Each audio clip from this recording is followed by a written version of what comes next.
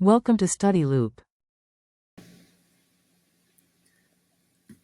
This is the answer to Chapter 13, problem number 23 from the Smith Organic Chemistry textbook. And this problem gives us a ball and stick model and tells us that the mass spectrum of this compound shows fragments at M to Z 127, 113, and 85. And we're asked to propose structures for the ions that give rise to these peaks.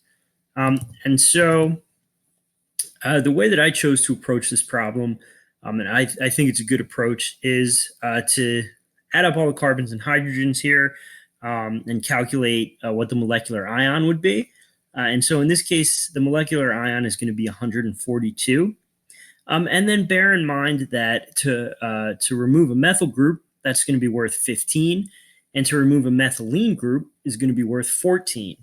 And so the ions that we are asked to account for are 127. And so 127 is 142 minus 15. So it's going to be 142 minus a methyl group. And then the next one is 113. And so 113 is going to be 127 minus a methylene group.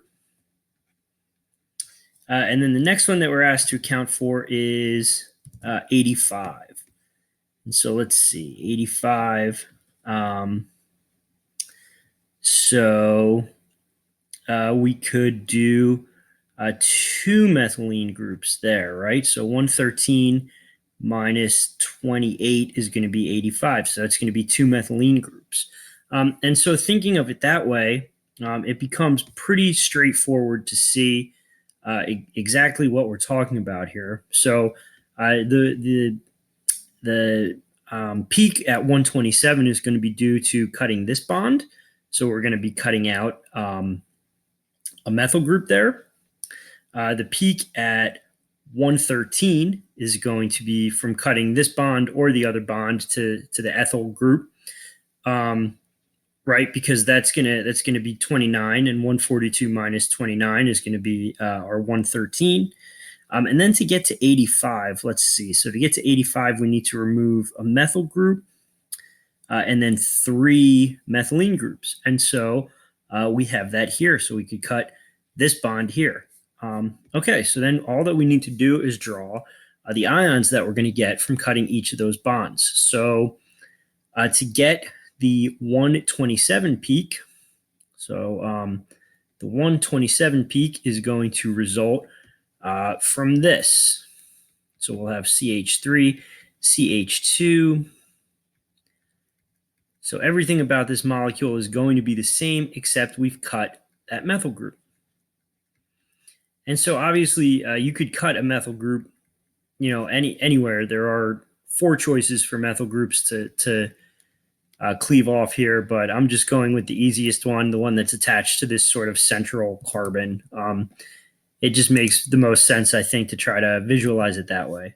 So there'll be a positive charge on this carbon. Okay, and so that's the ion that's going to give rise to the peak at 127. So then for the peak at 113, we could visualize that like this. So here's our central carbon. This time this methyl group is intact. This ethyl group could be intact. This side chain could be intact. But we've cut off that other ethyl group. And so our plus charge is there now. Okay, and so lastly, for the peak that corresponds to 85, we can have our two ethyl groups intact. So there's our central carbon. There's our methyl group. Here's our second ethyl group.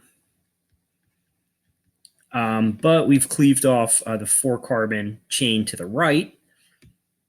And so we get this. And if you wanted to, you could go back and add up all the values for these carbons and hydrogens and double check that they add up to these weights. But I know that they do, right? Because I sort of approached it the other way. I did it by subtraction. And so to double check, you could do all of the addition and just be sure. but I don't think we need to because this is correct. But yeah, so that's how I would approach this problem. And a lot of these mass spec problems, especially when it's just an alkane, just remember that a methylene is worth 14 and a methyl group is worth 15.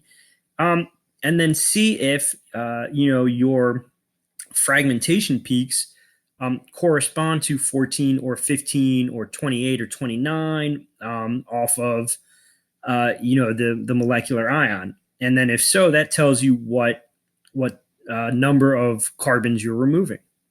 And that's the answer to chapter 13, problem number 23.